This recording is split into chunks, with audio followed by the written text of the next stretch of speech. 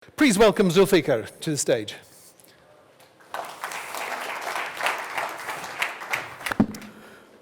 Good morning, everyone. Myself, Zulfiquar Ghuadyali.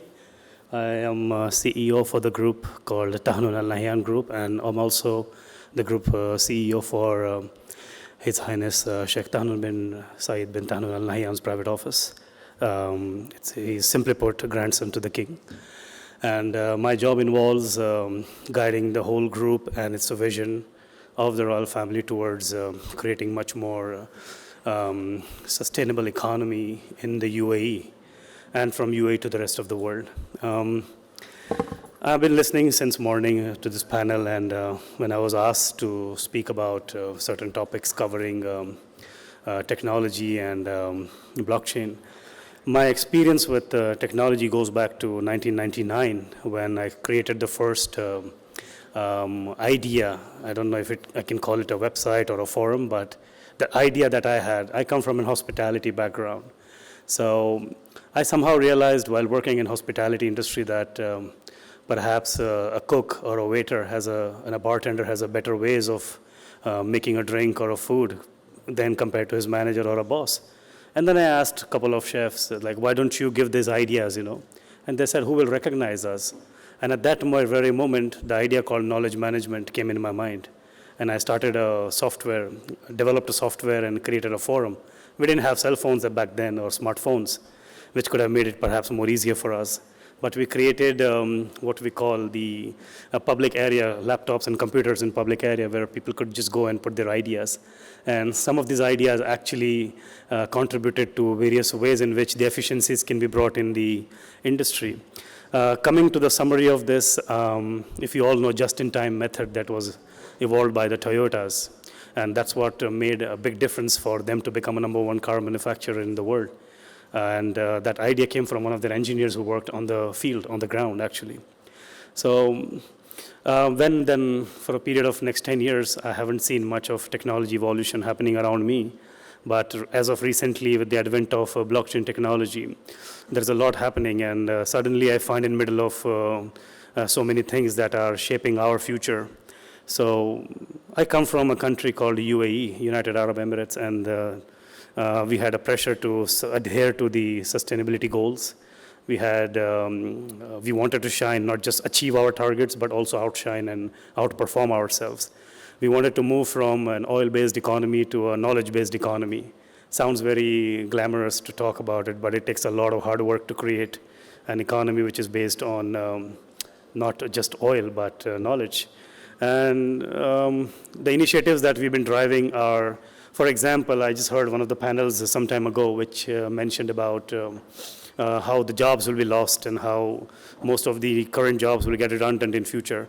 So to take care of that, we have created, in fact, a panel back in the UAE where we are identifying jobs which will be lost in next 5 years to next 25 years. And we are adjusting and readjusting our curriculums in the schools to fit that particular change that is going to come soon.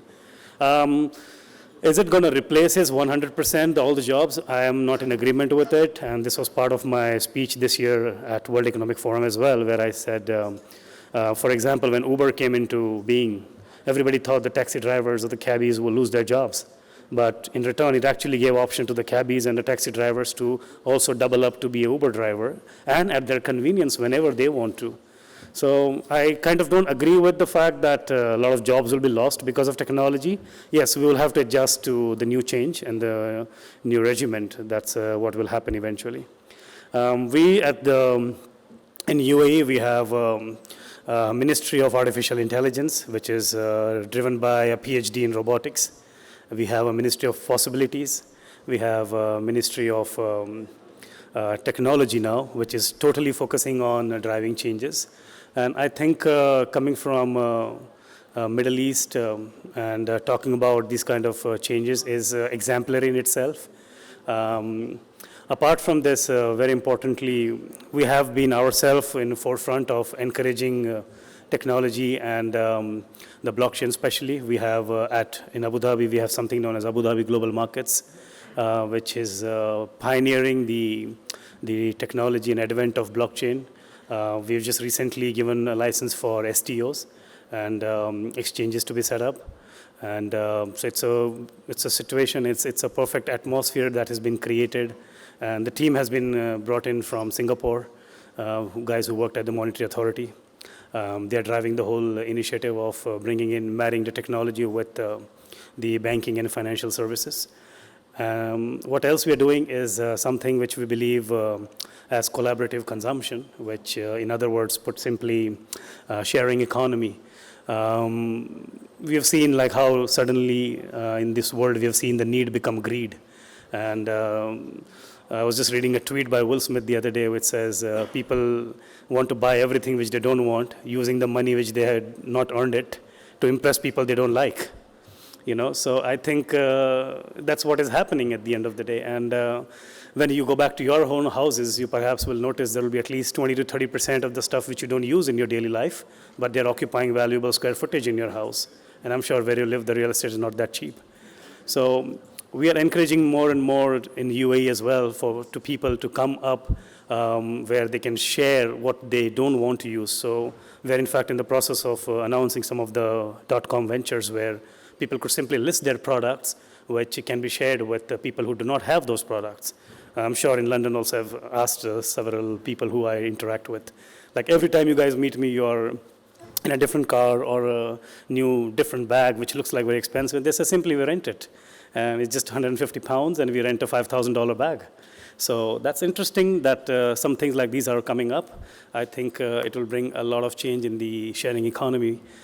To launch this in the UAE, I had partnered with a Chinese company, and what I've seen with them, I asked them when did they think of this idea. It's like our factories are producing at mass levels, and we did not find buyers for those products. So rather than just putting them on sale for 80% off, we rather decided to put them on a renting model, and the renting model is making much more money for us compared to the selling model. So I want to encourage a lot of people across my part of the world, where the consumption is very high. Of course, we have no taxes, so people put all their money in consumption. But we want to avoid the tendency of putting their money into things which they don't want to use. To create more sustainability, we are marrying technology with, and there's no use of technology if you have not benefited the last man in the society, last man standing. So with that end, we have employed one of the blockchain-based technology to reach out to the masses in the rural part of the world. We're sitting here on different panels talking about technology and how it is changing lives and robotics. What we don't realize is that there is 50% of population still in this world who don't know what is clean water. There is almost 30% of the population who doesn't even know what is electricity. And there is almost equal number of people who don't know what is drainage. So even after, in the 22nd century, we have not addressed these issues yet, and we're talking about going to Mars and moons, so I kind of don't relate with that so easily. To address that issue, what we are doing is we have employed a couple of blockchain-based technology to bring in the transparency in the, I don't like to call the word charity, but aid giving or helping empowerment projects, social impact investing. So when I first learned about blockchain, the first thing I wanted to do with that was create more and more social impact investment projects, with which we have signed up with several governments worldwide now. And it's in association with the support of the ministry in UK, and several countries have come forward. We are creating a digital marketplace for products that are produced in the remote parts of Africa, remote parts of Asia, India, and South America, and we are trying to give them access, because some people there in those countries are doing the charity work where they're just giving them the fish. Then there are some modern family offices with a great outlook. They want to do skill development. That means teaching a man how to fish. But then now I know how to fish. Where do I sell the fish? That's the biggest question. And how do I create a fishing industry around it? So that requires a buyer. That requires a marketplace. So that's what we identified, and we have created, we have signed various agreements and MOUs with different large departmental stores and chains, where we are trying to create a marketplace for all these products. So if you have a marketplace and a buyer for the long term, then in those remote areas, in those rural economies can be created by giving jobs to people for long term, creating industry back in their villages where they come from. This will help in reducing stress on the urban areas, and thereby keep people in the rural areas and yet develop them in their natives. And also it will help in a sense that So the monies that we earn from these sales, we want to bring that back and create microfinancing. We want to create education. We want to create healthcare. And we want to pay them enough so that they can consume the services. So from being a deficient in all possible things, we are creating a marketplace in the rural areas with the use of blockchain and technology. So I'm not a sadist. I don't want to be talking about all the negative things relating to the technology. Well, there's always the pros and cons and the good things and the bad things. But I think every one of us should focus on the good things that the technology can bring for us. And I don't think so there is going to be any job lost because of this. I agree. In fact, it's going to ask us and ask us the question as to, do we want to change ourselves? And I've adjusted myself. I was never used to a smartphone because we all are having a legacy of using laptops to write our emails. And the gentleman who said, I could not believe myself being operated by robots, it's not that he didn't believe, because the technology didn't convince him yet, or that's our own legacy issue. But going forward in future generation, they'll be more than easy with that. You know, it's like tissue paper versus the blow dryer. So it's just a matter of mindset. And at the Royal Office, there are some of you who will want to interact with us. We are very much interested to support any technological ideas or any blockchain-related projects that you have. We'll be more than happy to partner with you or interact with you to take it to our part of the world and from there to rest of the world, given that we have almost 18 offices worldwide across the world. So I look forward to interact with each one of you. And thank you again for being a patient listener. Thank you.